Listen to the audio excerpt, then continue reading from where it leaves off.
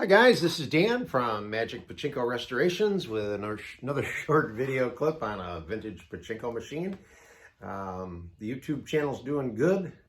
One of these days I'm going to have to find out how I can make some money off of it, but I don't think we're quite there yet. At any rate, magicpachinkorestorations.com, that is the place that you really should be going if you have questions.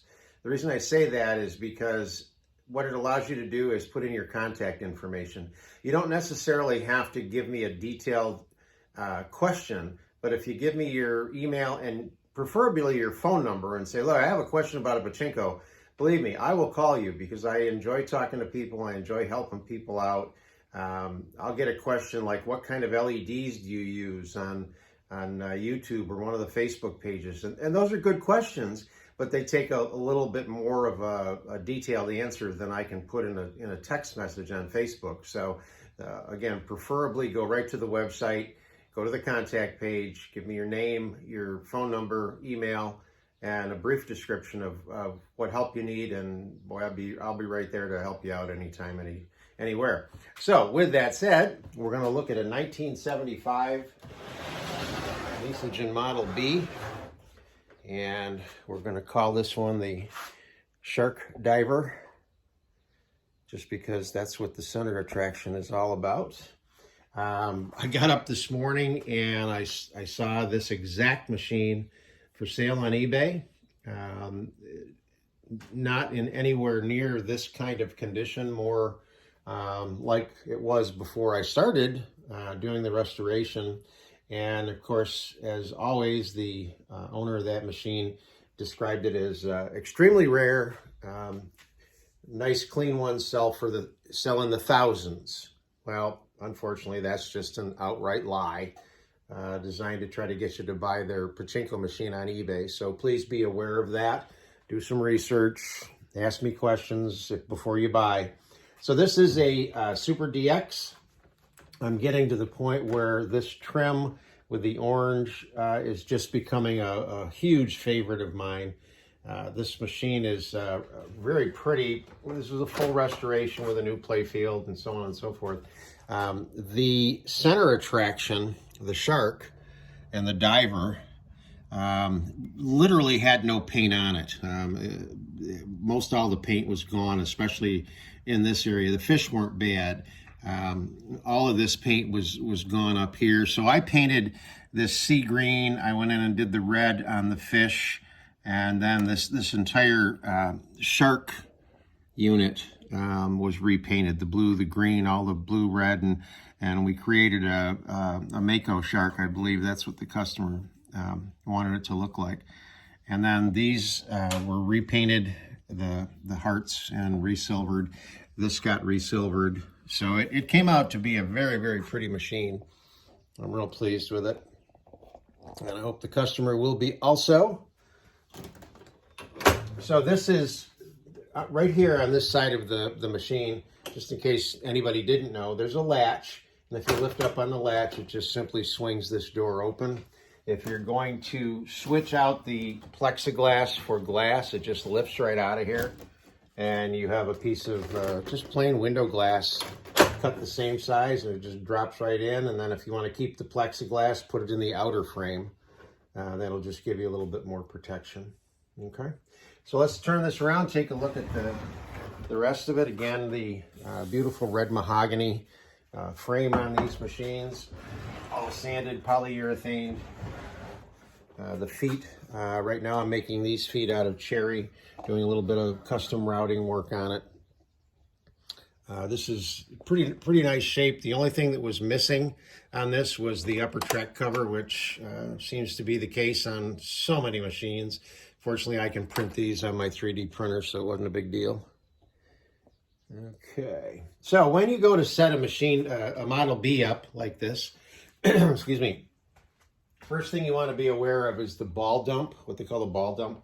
The status of the ball dump. The ball dump is right here. I've got it marked with a little bit of red magic marker and a red arrow here. You're going to push this over, and these two pieces latch. And what that does is it takes this L-shaped plastic piece and keeps it level like this. So the balls, when they run from here down, around, and over to the jackpot. If this has been released, then it allows these to drop, and the balls will drop out and exit the machine. So that's, again, it's called the ball dump for obvious reasons. So you want to make sure that that is latched. And then over here, there's a little plunger right here, and I'll mark it with a red arrow as soon as I get done with the video. You want to push up on that, and the white piece in here is the seesaw. And we've talked about this before. You want to make sure that the seesaw is in this position rather than this position to start, because the ball will come in here and the weight of the ball tips it, and then the machine resets it. So make sure it starts in this position. So assuming that you've got plenty of pachinko balls, you're going to want to put 95% of them in the upper hopper. I always recommend a handful first to make sure they run into the jackpot chamber. That's just in case you forget about the ball dump. You're only going to get a handful that fall out on the floor.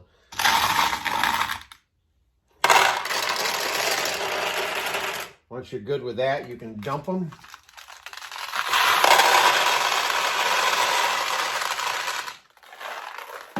And I forgot to plug this in before we started. This light up in here would have been on and staying on. It's controlled by this micro switch here. Not micro switch, the leaf switch. So when the weight of the balls pushes down on this, it lifts up and breaks the contact in the leaf switch and turns that off. When that light comes on, that's your signal to put more balls here. So you will need some sort of a catch box. Actually, I've got one. Hang on.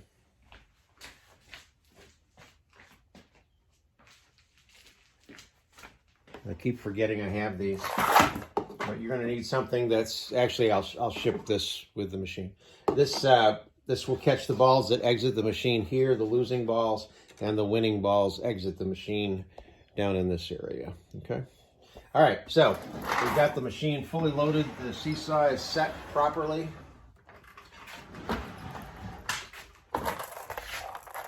Okay. All right, so now we're ready to go.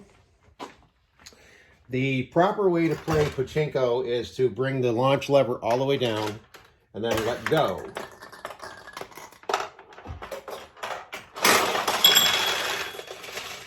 Pretty simple. Actually, it's not. I got lucky. But you need to push it all the way down to make sure that a ball loads onto the track properly. Now, you don't have to let go of it down here because it will shoot it across.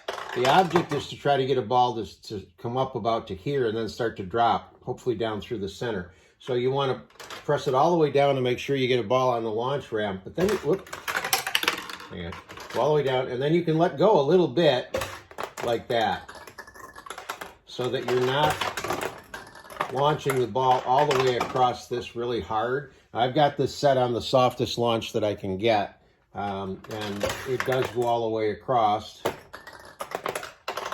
So you just want to go just gently, and you're trying to get it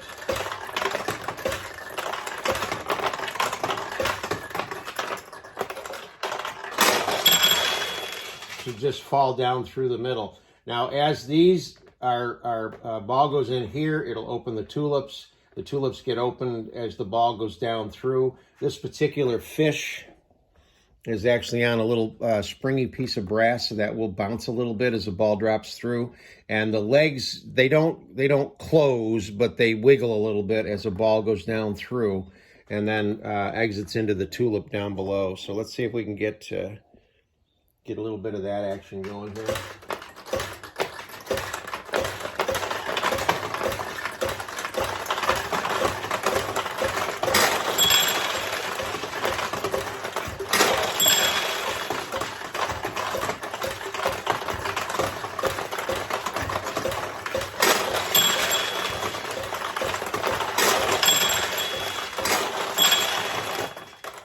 So I don't think I ever got it to go down through the center. Just so that you see what it looks like when it goes down through there, I'll cheat this a little bit. We'll get in on a little bit of a tighter view.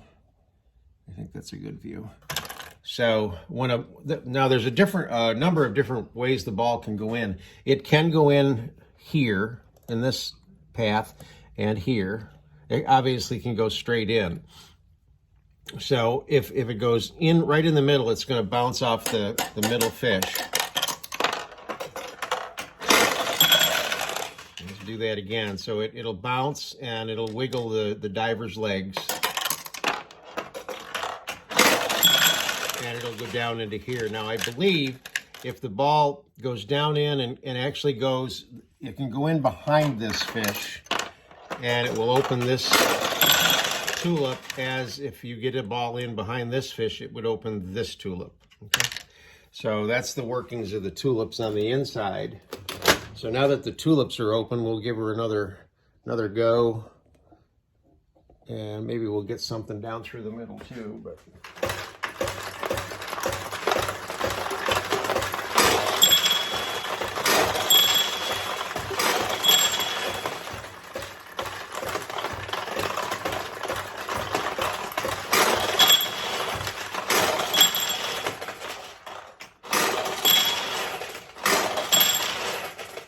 so that's the 1975 Nishijin Model B SharkDiver. Hope you like it.